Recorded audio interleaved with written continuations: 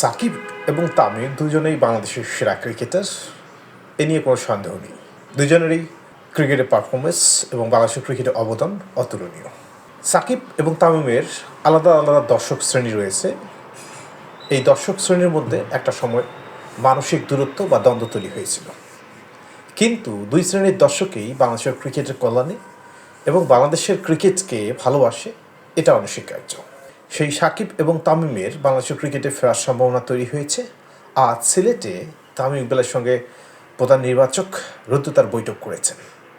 তামিম ইকবাল এতদিন ক্রিকেটে ফিরবেন না এমন একটা আভাস দিয়েছিলেন এবং সর্বশেষ পাকিস্তানি সাবেক ক্রিকেটার শহীদ আফ্রিদির একটা ভিডিওতে স্পষ্ট করেছেন উনি আর ক্রিকেটে ফিরতেছেন না, অবশ্য নিয়েছেন। কিন্তু প্রধান নির্বাচকের সঙ্গে কথা বলার পর উনি একটু সময় নিয়েছেন, পরিবারের সঙ্গে কথা বলবেন, তারপর সিদ্ধান্ত জানাবেন। এতেই প্রতীয়মান হয় তামিম ইকবাল ক্রিকেটে ফিরতে চান, কিন্তু ফেরাটার সময় খুব একটা দেরি হয়ে গেল না?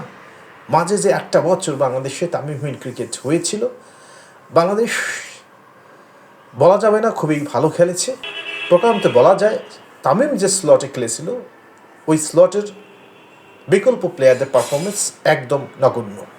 বাংলাদেশ এ পর্যন্ত তামিমের জায়গায় এখনও সঠিক বিকল্প খুঁজে পায়নি।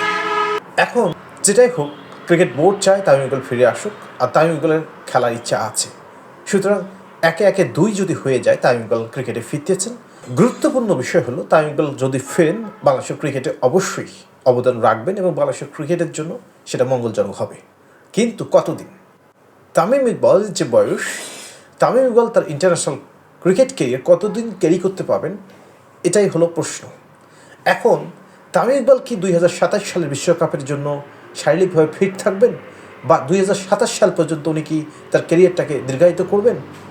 যদি করেন, সেক্ষেত্রে বাংলাদেশ তামিম ইকবালের সার্ভিসটা খুব ভালোভাবে পাবে এবং সেই সঙ্গে একটা যথেষ্ট সময় পাবে বাংলাদেশের ক্রিকেটে তার জায়গায় আরেকজন বিকল্প ক্রিকেটার খুঁজে নেওয়ার জন্য।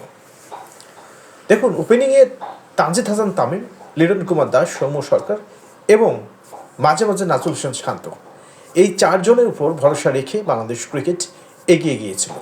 কিন্তু সত্যিকার অর্থে এই চারজনেই এখনও শতভাগ ভরসা দেখাতে পারেনি।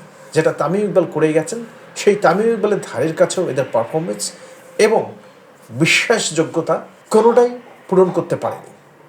তারপর আমি বলবো, তামিম ইকবাল যতদিনের জন্য আসুক না কেন, চ্যাম্পিয়ন্স ট্রফিতে তামিম ইকবাল খেলুক এবং সেই সঙ্গে সাকিব আল হাসান, এই দুজনেই বাংলাদেশের ক্রিকেটে আবারও অবদান রাখুক।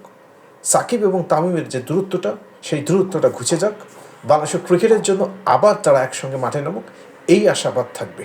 আর দর্শকরা যারা সাকিবকে ভালোবাসে এবং তামিমকে ভালোবাসে, আবার কাঁধে কাঁধ মিলিয়ে বাংলাদেশের জন্যই মাঠে গলা মেলাবে এবং কাঁধে কাঁধ রেখে বাংলাদেশের প্লেয়ারদের উৎসাহ যোগাবে, এটাই তো চাওয়া।